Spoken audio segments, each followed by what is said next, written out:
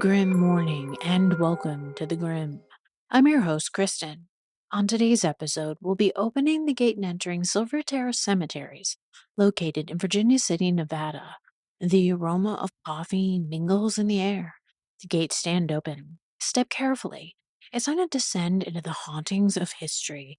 When we think of Western cemeteries, we think of tombstone, desert patches of graves surrounded by old worn iron fences. No elaborate markers, no Victorian Gothic splendor, no garden cemetery ambition, just the dead and the dry ground they were put in. But Silver Terrace is something else entirely. Lush gardens against the stark sandy hills of the Nevada desert marked a startling contrast in its heyday. Even today, the fragments of what was still impress anyone willing to walk its grounds. What was built here on a rolling hillside on the northeast edge of Virginia City, Nevada, was not a frontier afterthought. It was a statement. To understand why, though, you have to understand what Virginia City was and what it cost to build. In 1859, a group of prospectors working the eastern slope of Mount Davidson in Nevada Territory made a discovery that would reshape the American West. The ore they pulled from the ground was not just laced with gold, but with a heavy blue-gray material that had been frustrating miners for months. That material was silver, and what lay beneath the Nevada hillside would become known as the Comstock Lode, the richest silver strike in United States history. What followed was a transformation that defied the landscape itself.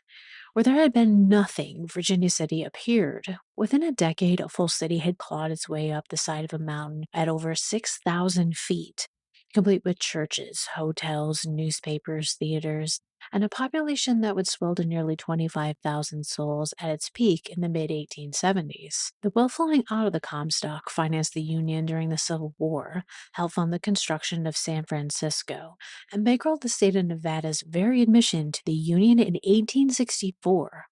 But Virginia City was not built by the men who owned the mines. It was built by the men who worked them, and by the wave of immigrants, tradespeople, and the entrepreneurs who followed them. They came from Ireland and Cornwall, from Switzerland and China, and from Pennsylvania and Rhode Island. They came chasing silver, or chasing the men who chased silver, opening saloons and clothing stores, or furniture shops and law offices. They organized fraternal lodges and civic associations, built churches and fire companies, and in doing so transported the entire social architecture of the Eastern world onto a bare Nevada mountainside. And when they died, as people did with the alarming frequency at the time, they needed a graveyard to hold them. The need was obvious almost immediately. Life on the Comstock was brutal and short. Miners worked at depths of 2,000 feet in tunnels flooded with water hot enough to scald.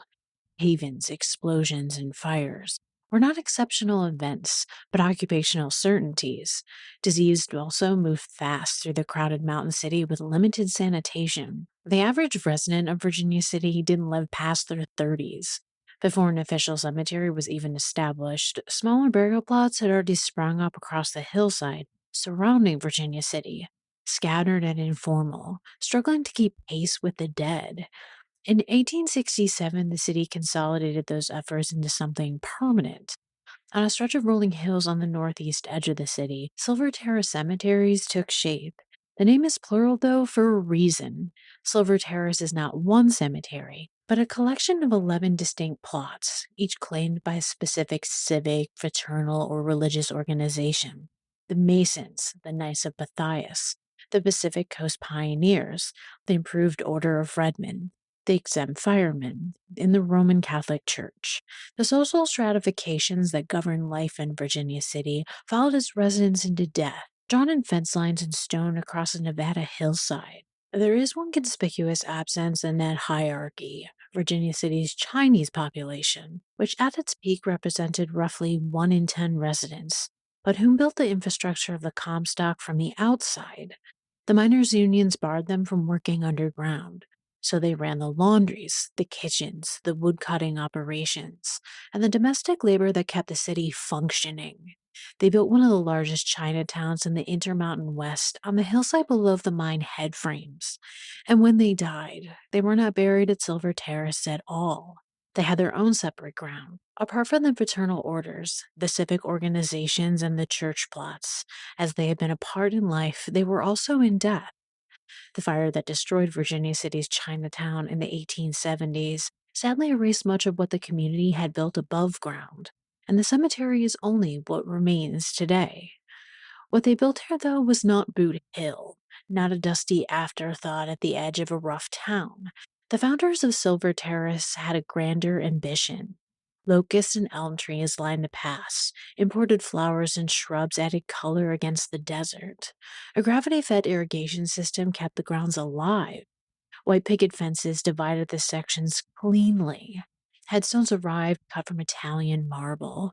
Tales survive of Japanese cherry blossom trees blooming improbably against the high desert sky. In a place that had no business being lush, Silver Terrace was. Time in the Nevada desert, though, were patient adversaries. The irrigation system that once kept Silver Terrace green and lush fell into disuse. As the silver ran out and the population bled away, the elm and locust trees withered. The cherry blossoms, if they ever truly bloomed here, are long gone. What the desert wanted back, the desert took. What remains today is something the founders of Silver Terrace wouldn't recognize. The manicured park they envisioned has surrendered to sagebrush and rocky earth. The white picket fences that once divided the sections cleanly are now mostly rotted or collapsed, replaced in places by bleached skeletons of dead trees lying where they fell. Wide paths still connect the different plots, but they've grown tributaries, narrow informal footpaths worn by the slow trickle of curious feet. The gravity fed green is gone. What grows here now grows on the desert's terms, not anyone else's. In its current state, Silver Terrace looks exactly like what a Virginia City cemetery perhaps always should have looked like. Sandy hills studded with sagebrush, iron fences gone to rust, headstones tilting into the rocky ground. The boot hill aesthetic that the original founders specifically rejected has arrived anyway, delivered not by neglect of intention, but by the sheer indifference of time. The ambition remains invisible in the bones of the place, in the Victorian ironwork, the marble stones, and the ghost of a formal layout still legible beneath the encroachable shrub.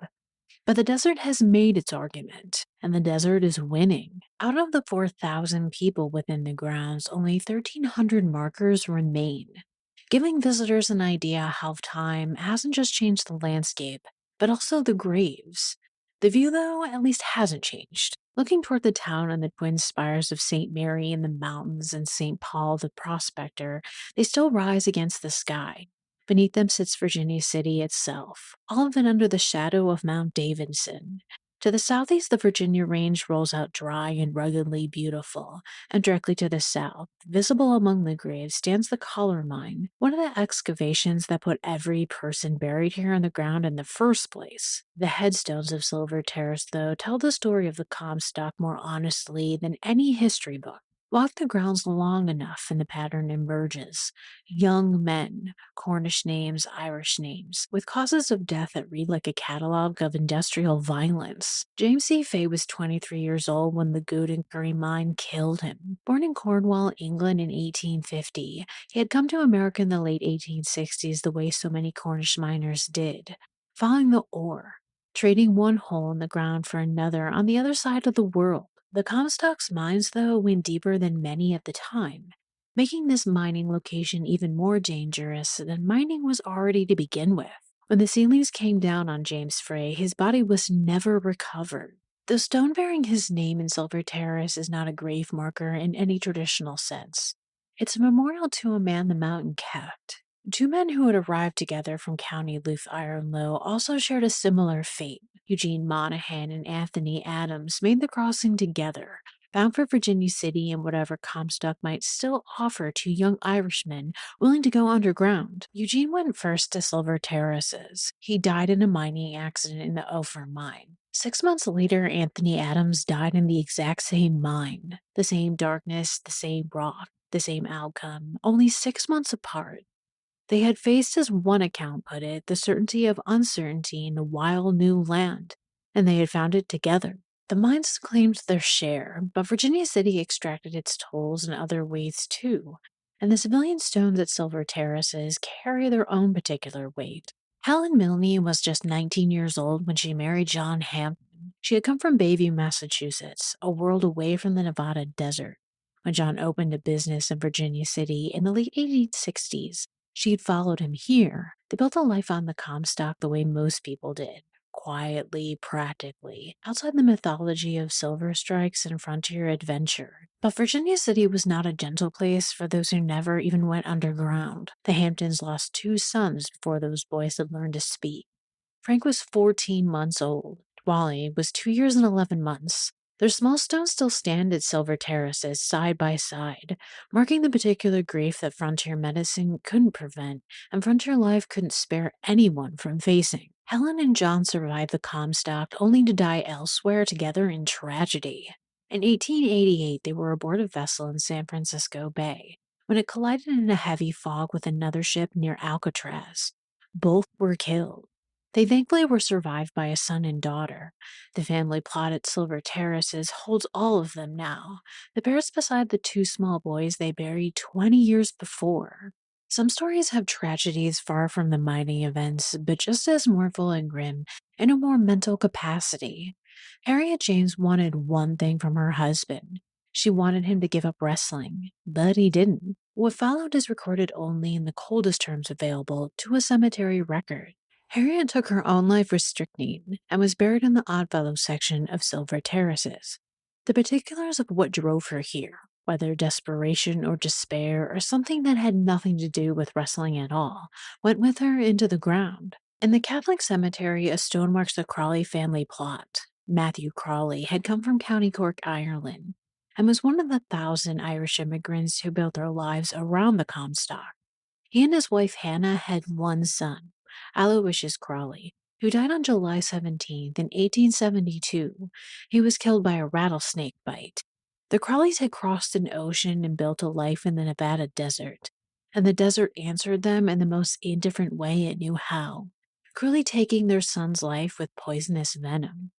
Silver Terraces, though, like many other burial grounds of its time, set aside its own ground for the men who fought Virginia City's fires. And in a town that burned as regularly as this one did, that section earned its population. Virginia City was a tinderbox by design.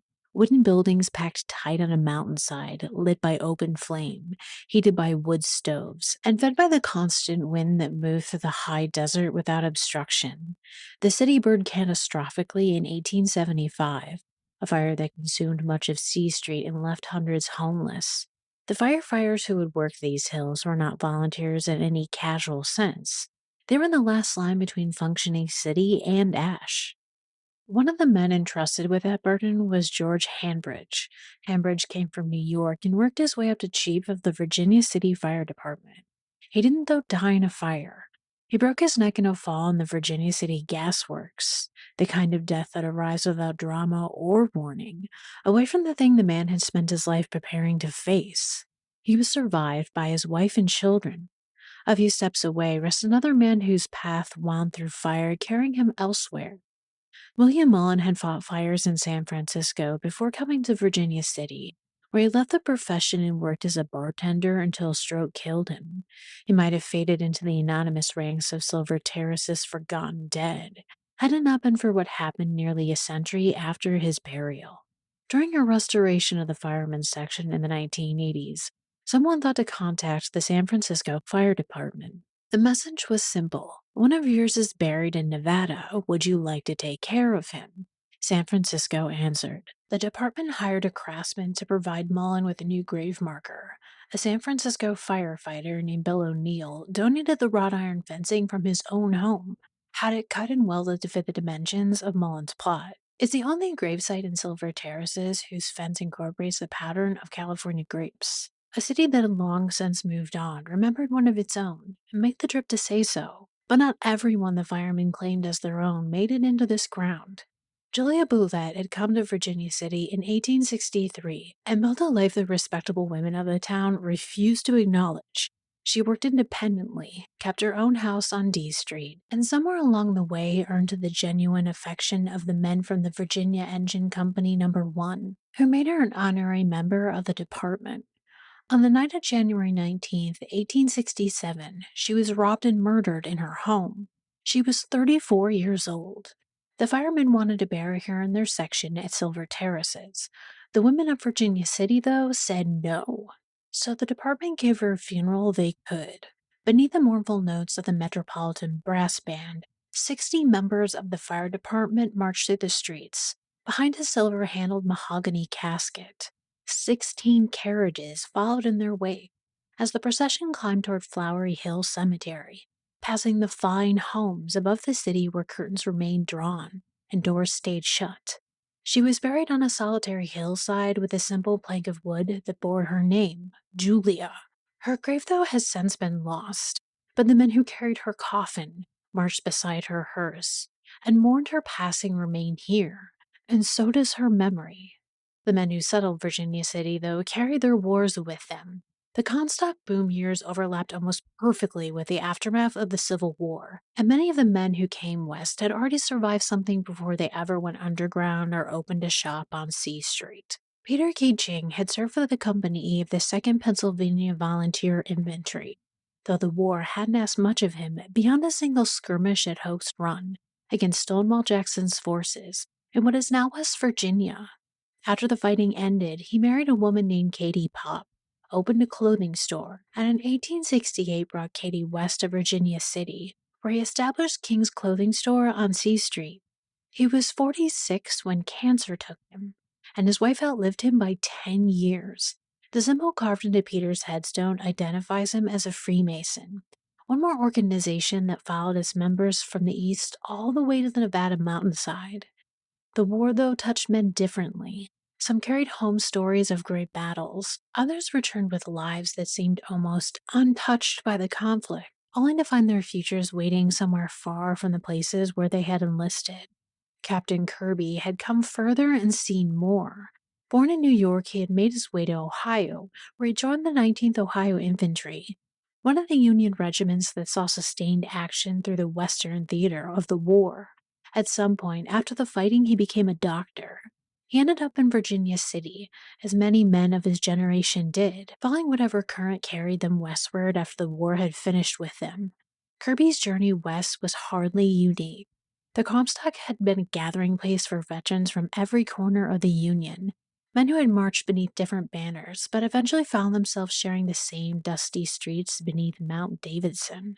James Park had served for the 83rd New York Infantry. According to the regiment's own history, Parks was likely present at Gettysburg 3 days in July of 1863 that left nearly 50,000 men dead, wounded, or missing across the Pennsylvania farmland. Whatever Parks carried out of that field, he brought with him to Virginia City, where he lived out the rest of his life among the sagebrush and silver dust of the Nevada high desert. Not every veteran in Silver Terraces belonged to the generation that fought at Gettysburg and Shiloh. As the 19th century drew toward its close, a younger generation would answer a different call to war. Cecil Longren had not fought in the Civil War. He was a Virginia City native, born in the Comstock rather than drawn to it, and his war was the Spanish-American conflict of 1898. He enlisted with the Nevada Battalion, served in Cuba, and came home honorably discharged. He was just 19 years old. On January 19th, the year after his return, Cecil fell from a horizontal bar at the National Guard Hall and broke something the doctors couldn't fix. He became paralyzed. They had no hope from the moment he fell, the local paper reported. The death came as a relief to poor Cecil. The Territory Enterprise remembered him as a young man who had had more friends than almost anyone in the city, who was generous to a fault and always willing to share whatever he had. He left behind a mother and 2 brothers. He was still just 19 years old. War, though, leaves clear footprints in his cemetery. Service records survive. Battles have names. History remembers them. Other lives, though, are harder to trace. They linger in fragments scattered through old newspapers, fading records, and weathered stone. And then there's Lavinia Lannon. Her husband John ran a furniture store on B Street, a practical man in a practical trade. And by all accounts, they kept a respectable household in Virginia City.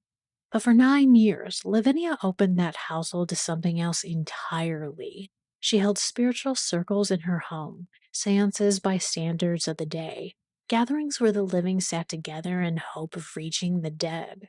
The Comstock had given Virginia City no shortage of the dead to reach. Whether anyone answered isn't recorded, though. Lavinia died in 1888, apparently from heart failure. Her body worn down by the edema her doctors called dropsy. She is buried in the Catholic cemetery at Silver Terraces, in the same consecrated ground where the church interred its miners and merchants, with grieving Irish immigrants. Whatever the church made of her 9 years of spiritual circles, it kept her close in the end. There is something fitting about closing with Lavinia. Silver Terraces is full of people who came to Virginia City chasing something: silver stability, a fresh start after a war, or a life tied to someone else's ambition. Lavinia spent 9 years trying to reach to the boundary that every person buried on this hillside had already crossed. Now she rests on the other side of it, in the hard Nevada ground, under the same indifferent sky, and perhaps she found what she's looking for. Silver Terrace remains open to visitors year round from sunrise to sunset, and admission is free. The Comstock Cemetery Foundation, the profit that has worked for decades to preserve and restore these grounds, offers a self guided tour with 29 stops, developed with the help of a local Eagle Scout project. Every fall, actors from the Funtime Theater walk the grounds in period costumes for Voices of the Past, a living history tour that gives the dead of Silver Terraces back their voices for an evening. The cemetery qualified for a Save the America's Treasures grant through the National Park Service, and restoration continues. Donations are accepted at the gate, and the foundation has found perhaps the most fitting fundraising vehicle for the American West: Cemetery Gin, a locally made spirit and the official gin of Virginia City, who donates $1 from every bottle sold to preservation efforts at Silver Terraces. If you ever find yourself on that Nevada hillside, walking the paths between the iron fences and tilting stones, take your time. Bring water, as there's very little shade, and the desert sun doesn't negotiate, but linger if you can. The people buried here crossed oceans and continents for a chance at something. The least we can do is remember their names. For now, the stories of Silver Terrace's cemetery slid back into stone, and the dead returned to their uneasy rest. Thank you for walking with us through the veil into Silver Terrace's cemeteries, descending once more into the hauntings of history. The gate is sealed, the veil drawn, yet death keeps no calendar, and so we shall return, as we always do, on the grim.